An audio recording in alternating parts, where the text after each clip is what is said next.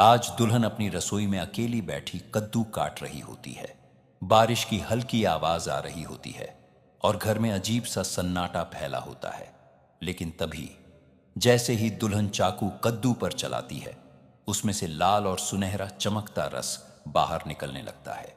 दुल्हन डर कर पीछे हटती है। अचानक पूरा कमरा कांपने लगता है। दीवारों पर नारंगी रोशनी फैल जाती है और देखते ही देखते कद्दू के अंदर एक चमकता हुआ भंवर खुल जाता है। दुल्हन कुछ समझ पाती उससे पहले ही वह उस भंवर के अंदर खिंच जाती है और पहुंच जाती है अजीब जादुई दुनिया में। उस दुनिया में सब कुछ कद्दू से बना होता है।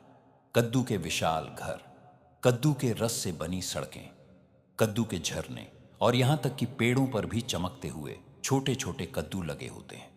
आसमान नारंगी रंग का होता है और हवा में मीठी खुशबू फैली होती है। दुल्हन हैरानी से चारों तरफ देखने लगती है।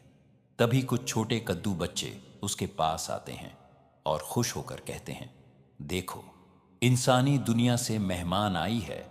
वे दुल्हन को पूरे शहर में घुमाने लगते हैं। दुल्हन भी धीरे धीरे उस जादुई दुनिया को पसंद करने लगती है। लेकिन तभी अचानक पूरा आसमान काला पड़ने लगता है। तेज गरज सुनाई देती है। जमीन हिलने लगती है। सारे कद्दू लोग डर कर भागने लगते हैं। दुल्हन घबराकर पूछती है, क्या हुआ? तभी एक बूढ़ा कद्दू आदमी कांपती आवाज में कहता है, वो वापस आ गया। अचानक जमीन फट जाती है और उसके अंदर से एक विशाल कद्दू दानव बाहर निकलता है। उसकी आंखें आग की तरह जल रही होती हैं और उसके बड़े बड़े हाथ पूरे घर तोड़ने लगते हैं। दानव जोर से चिल्लाता है, इंसानों को यहां आने की इजाजत नहीं है। फिर उसकी नजर दुल्हन पर पड़ती है। दानव गुस्से में उसकी तरफ दौड़ने लगता है। दुल्हन डर कर भागने लगती है। वह कद्दू के पुलों के ऊपर से दौड़ती है, लेकिन दानव उसके पीछे सब कुछ तोड़ता हुआ आता रहता है। एक जगह दुल्हन फिसल कर गिर जाती है। दानव धीरे धीरे उसके पास आने लगता है। अब दुल्हन की आंखों में डर साफ दिखाई देने लगता है। दानव अपना विशाल हाथ उसकी तरफ बढ़ाता है, लेकिन तभी आसमान में जोरदार बिजली चमकती है। एक विशाल परछाई बादलों से नीचे उतरती है और अगले ही पल एक विशाल कद्दू गोरिल्ला जमीन पर आ गिरता है। उसके गिरते ही पूरी धरती कांप उठती है। गोरिल्ला गुस्से में दहाड़ता है। फिर दुल्हन के सामने खड़ा होकर कहता है, जब तक मैं हूं कोई तुम्हें छू नहीं सकता। दानव और गोरिल्ला के बीच भयंकर लड़ाई शुरू हो जाती है। दोनों एक दूसरे पर जोरदार वार करने लगते हैं। पूरा कद्दू शहर हिलने लगता है। गोरिल्ला दानव को उठाकर दूर फेंक देता है, लेकिन दानव फिर से उठ जाता है। वह आग जैसी शक्ति निकालकर गोरिल्ला पर हमला करता है।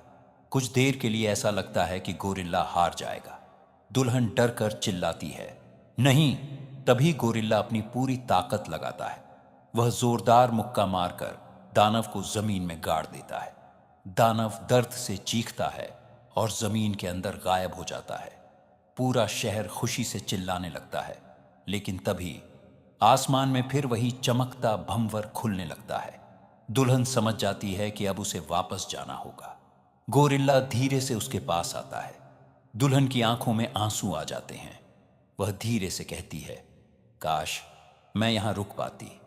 गोरिल्ला कुछ नहीं बोलता। वह बस मुस्कुराता है और दुल्हन को अपनी पीठ पर बैठाकर उस भंवर तक ले जाता है। जाने से पहले दुल्हन आखिरी बार पीछे मुड़कर देखती है। पूरा कद्दू शहर उसे उदास होकर देख रहा होता है और अगले ही पल दुल्हन वापस अपनी रसोई में आ गिरती है। सब कुछ बिल्कुल शांत होता है। टेबल पर वही आधा कटा हुआ कद्दू रखा होता है। दुल्हन सोचने लगती है, क्या ये सब सच था? लेकिन तभी उसे अपनी जेब में एक छोटा चमकता कद्दू मिलता है और उसे देखकर दुल्हन मुस्कुरा देती है, क्योंकि अब उसे पता चल चुका होता है कि जादुई दुनिया सच में मौजूद है।